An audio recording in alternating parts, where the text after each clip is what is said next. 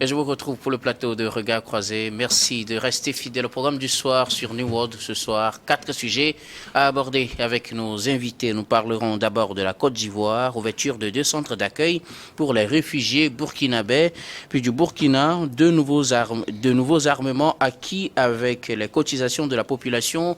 Nous parlerons ensuite du Mali. Les États-Unis sanctionnent le ministre de la Défense, Sadio Kamara. Puis enfin, nous terminerons par le Togo. Le CACIT plaide pour une relecture du Code de la presse. Et pour en parler ce soir, 3 invités sur ce plateau. Avec moi, Dado Nora Noviekou. Vous êtes la coordinatrice nationale de WANEP Togo. Bonsoir et bienvenue. Merci, bonsoir Guillaume. À côté de vous, Ashraf Rossama, vous êtes juriste et homme politique. Bonsoir Ashraf et bienvenue. Oui, bonsoir Monsieur Guillaume. Je suis extrêmement ravi d'être avec vous aujourd'hui pour débattre des thématiques aussi pertinentes. Et j'aimerais tout simplement, disons, rendre hommage, disons, au professeur Robert Doucet, ministre des Affaires étrangères, parce qu'il y a une clarification doctrinale, disons, de la diplomatie togolaise ces dernières années. Je crois que le Togo est résolument engagé à pacifier le continent. Donc, je crois que toutes les initiatives allant dans ce sens sont louables. Et je termine par un article du professeur Kakou Nubupo, intitulé « Perpétuer ». Disons, la tradition de la création de la richesse au détriment, disons, de l'économie de rente. Je crois que le développement de l'Afrique passe inexorablement par l'industrialisation. Je crois qu'il faut s'inspirer des articles scientifiques de cette nature-là pour propulser notre économie à l'avenir. Merci beaucoup. Notre 3e invité aujourd'hui, Ibrahim Acha. Vous êtes journaliste et directeur de publication de Temps Nouveau. Bonsoir Ibrahim et bienvenue. Bonsoir chers amis, bonsoir à tous ceux qui nous suivent en ce moment. Nous abordons donc notre premier sujet, direction la Côte d'Ivoire. Ils sont plus de 450 demandeurs d'asile burkinabés à être accueillis dans les centres pour réfugiés au nord de la Côte d'Ivoire ces derniers jours.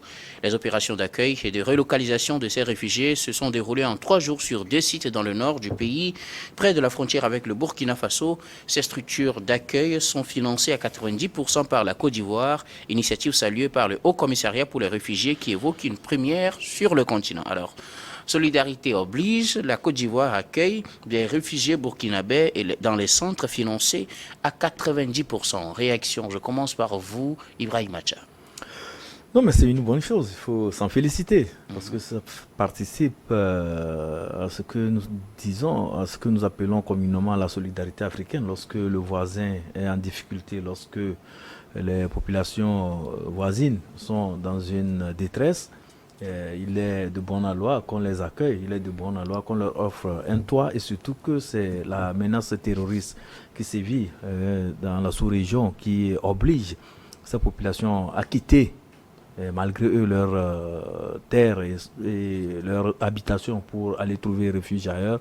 Donc lorsqu'ils arrivent dans ces pays, il va de soi que les populations qui sont là-bas essaient de leur réserver un accueil plus ou moins digne. Donc c'est ce que la Côte d'Ivoire fait à l'endroit des populations déplacées du Burkina Faso, ce qui fut les violences djihadistes dans leur pays pour pouvoir se mettre à l'abri de la violence et de tout ce que nous connaissons comme barbarie qui fait partie intégrante des pratiques de ces groupes terroristes. Dans Donora Noviekou, je disais, ils sont ces derniers jours quelques 450 ça trouvé refuge en Côte d'Ivoire. Ils sont accueillis plutôt dans des centres d'accueil, si je puis me permettre, financés à 90% par la Côte d'Ivoire.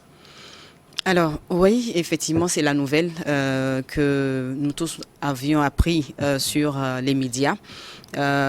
Et je pense que c'est une action à féliciter et à encourager. Et ceci a tout son sens, parce que si on voit la situation sécuritaire du Burkina Faso relative à l'insécurité liée aux groupes extrémistes, naturellement, il a été constaté, en tout cas un déplacement massif de personnes du Burkina Faso vers la Côte d'Ivoire.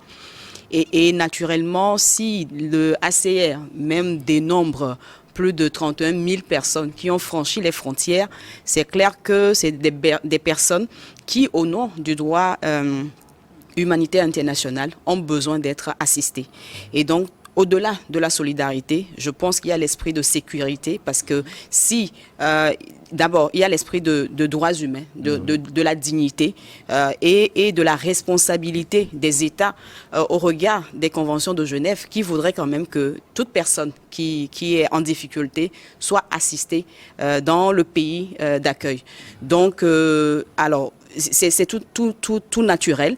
C'est à féliciter parce que c'était pas évident que le financement là, c'est fait par la Côte d'Ivoire. Donc c'est quand même une action courageuse et je dirais citoyenne. Maintenant au-delà, je me dis que ces personnes qui se sont déplacées sont assez nombreuses sur le territoire de la Côte d'Ivoire. Et pour l'instant, ce n'est que, je crois, environ 6% qui sont pris en charge. Et donc, on espère que d'ici là, le centre d'accueil, paraît-il, peut occuper ou bien peut accueillir jusqu'à 7500 personnes. Pour le moment, c'est que 450 personnes, voire 460. Et donc, espérons que d'ici là, les autres personnes aussi puissent retrouver ou bien puissent avoir cette opportunité-là d'être assistées et de vivre dignement en attendant de pouvoir retourner dans leur pays une fois que les questions d'insécurité auront trouvé une solution au niveau du Burkina Faso. Ashraf, votre réaction, la Côte d'Ivoire accueille pour le moment, ils sont à quelques 450 en allant, à être accueillis sur le territoire ivoirien après avoir fui le terrorisme chez eux au Burkina Faso. Oui, c'est un effort considérable de la République de Côte d'Ivoire. N'oubliez pas que les deux États, je veux parler du Burkina et de la République de Côte d'Ivoire, sont intrinsèquement liés. Lorsqu'on estime, disons, la démographie de la diaspora burkinabé déjà en Côte d'Ivoire, c'est quand même énorme. Et donc aujourd'hui, la solidarité, tout naturellement, voudrait que la République de Côte d'Ivoire vienne en aide et disons, à tous ces déplacés, là, tous ces réfugiés aujourd'hui qui se retrouvent sur le territoire de la Côte d'Ivoire. Mais au-delà de l'obligation morale, parce que lorsque une personne se retrouve en difficulté, en situation de détresse, tout naturellement, il faut le venir en aide, mais aussi il y a des obligations juridiques. Et je crois que la consoeur ici présente a énuméré cela. Quand vous prenez par exemple la Convention de Genève de 1951, relative au statut des réfugiés, tous les États qui ont ratifié cette convention internationale-là ont l'obligation de porter assistance à tous ces gens-là qui sont aujourd'hui en difficulté. Et donc, quand vous prenez même la convention de Genève, tout ce qui est relatif aujourd'hui au statut des réfugiés est régi en droit international par ce qu'on appelle le principe de non-refoulement. C'est-à-dire, il est interdit formellement aux États de refouler des populations en situation de détresse. Parce qu'il faut aussi clarifier la sémantique. Qu'est-ce qu'on appelle un réfugié? C'est quelqu'un qui se retrouve hors de son pays en raison d'une, disons, persécution politique ou administrative ou d'une instabilité politique. Donc aujourd'hui, ces gens-là se retrouvent en difficulté et en raison, disons, de la ratification de la Convention de Genève par la République de Côte d'Ivoire, je dis au-delà de l'obligation morale, ils ont aussi l'obligation juridique de porter assistance à ces gens-là. Sinon, on en tirera des conséquences juridiques. Donc je crois qu'aujourd'hui, c'est un effort considérable. Il faut accompagner la Côte d'Ivoire. Mais je dis, les initiatives solitaires également ne suffisent pas. Il faut aussi interpeller les autres États. Je crois qu'il y a des espaces quand même d'intégration sous-régionale. Aujourd'hui, il faut déclencher une dynamique, un élan de solidarité envers ces gens-là afin de pouvoir créer des crises à l'avenir. Vous savez très bien, lorsque vous accueillez disons, populations étrangères chez vous, à la longue, cela peut aussi créer aussi des remous. Parce qu'il y a des populations qui peuvent aussi s'estimer envahies à un moment donné par des populations. Et donc, je crois qu'il faut créer un certain nombre de dialogues, une interaction entre les populations afin de créer des crises potentielles à l'avenir.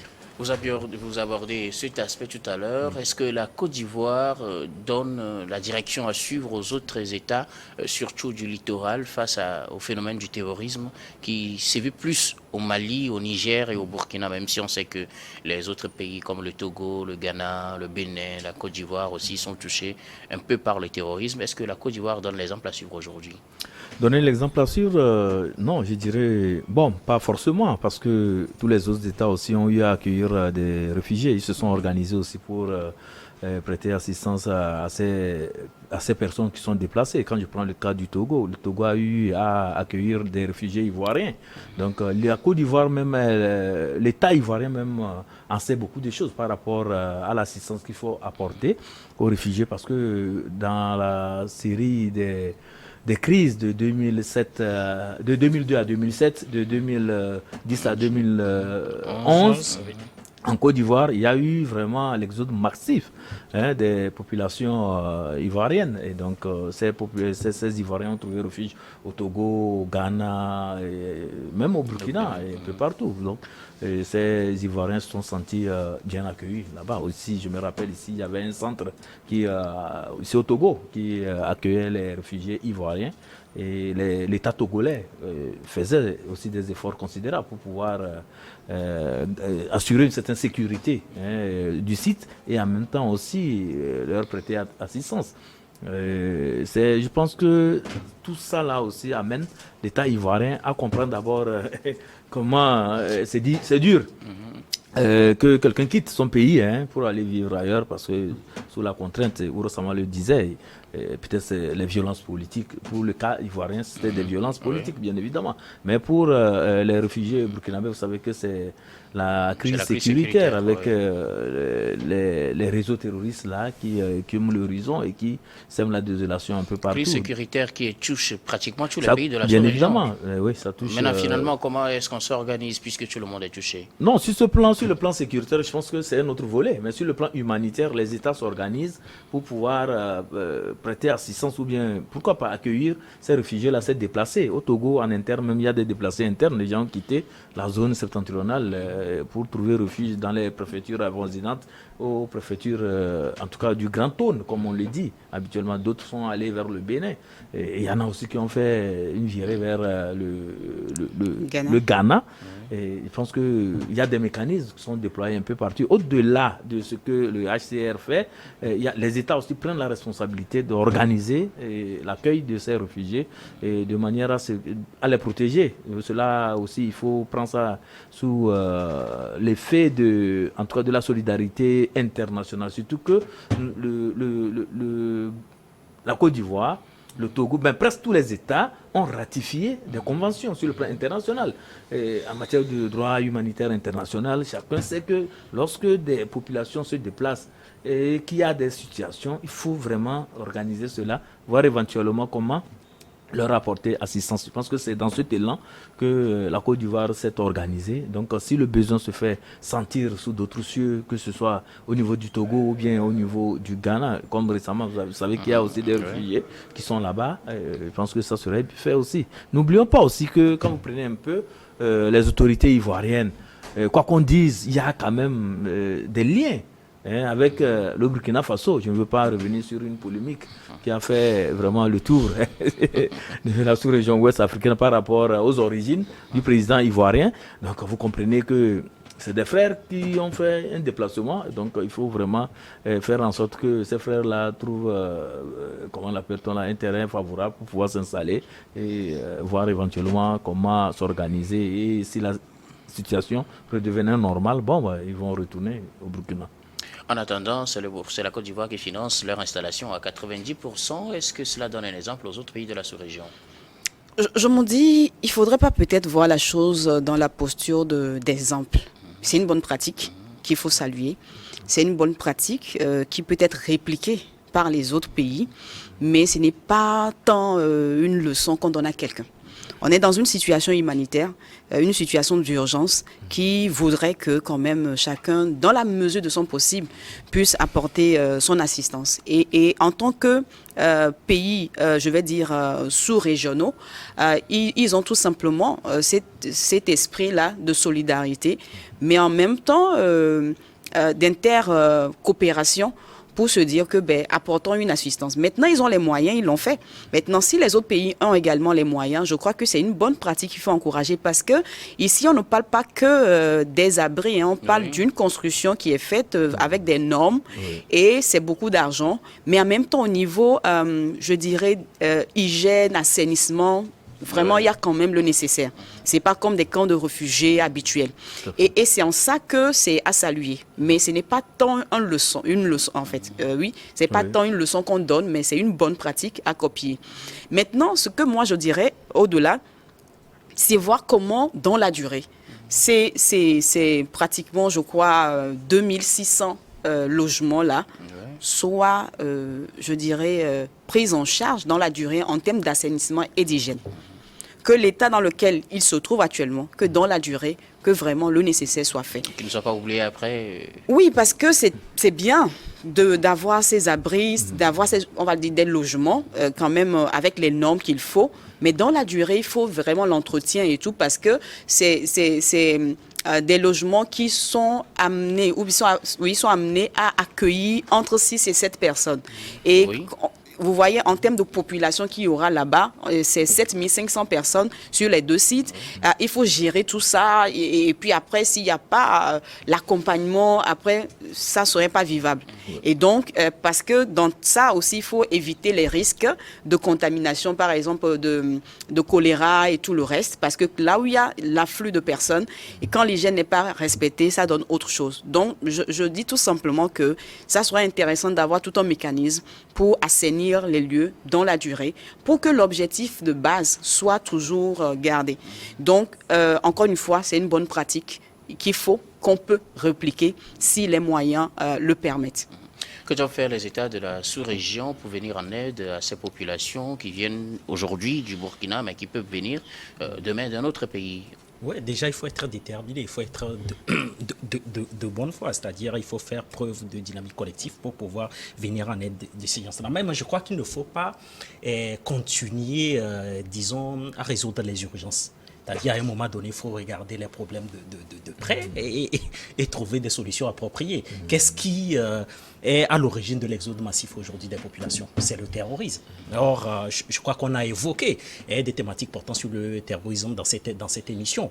Donc, on a aujourd'hui du mal. Il n'y a pas des décisions rationnelles également étatiques qui sont prises. Donc, moi, je crois à un moment donné, nous ne pouvons pas continuer à vivre sous la dictature de l'urgence. La dictature de l'urgence aujourd'hui, c'est de continuer à accueillir des déplacés, disons, de construire des camps de fortune, d'appeler toujours des Nations Unies à envoyer des fonds, à les entretenir. Donc, je dis, nous ne pouvons pas continuer à rester dans cette posture-là. Si nous voulons vraiment pacifier notre continent, pour que des citoyens puissent s'épanouir sur le territoire national respectif, alors là, il faut régler le problème du terrorisme. Or, nous savons très bien que au-delà des accords bilatéraux entre les États, il y a, disons, une dynamique sous-régionale qui a du mal vraiment à prendre forme. Donc aujourd'hui, il faut créer des conditions favorables de lutte contre le terrorisme. Il faut pacifier la sous-région. Le Togo n'est pas épargné, le Bénin n'est pas épargné. Ce sont des questions qui sont toujours évoquées, disons, dans les cadres de concertation, que ce soit en Conseil des ministres, mais les solutions tardent toujours à venir. Donc moi je dis tout simplement, oui certes, les États doivent faire vraiment preuve de solidarité, doivent aider la Côte d'Ivoire à accueillir ces réfugiés, mais c'est-à-dire on ne peut pas continuer à régler des problèmes en aval, il faut les régler toujours en amont.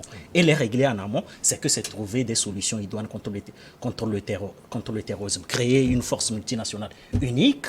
Dans tous les cas, il y a plusieurs sortes de solutions à proposer. Et moi, je reste toujours constant. Moi, j'estime que la Charte des Nations Unies donne des procédés juridiques à tous les États aujourd'hui de lutter contre le terrorisme. Il y a des sécurités collectives sous-régionales sur la base de l'article 51-52 de la Charte des Nations Unies. Il suffit de les activer, d'avoir des moyens et de lutter contre l'axe du mal. Oui. Et c'est justement la question des moyens qui se pose quand on veut activer ces mécanismes. Oui, nous en parlerons après. Oui, malheureusement, nous sommes à la fin du temps qui est imparti pour ce débat. Merci en tout cas à vous pour vos contributions. Nous allons marquer la pause, puis on vous retrouve pour la suite de Regards croisés de ce jour.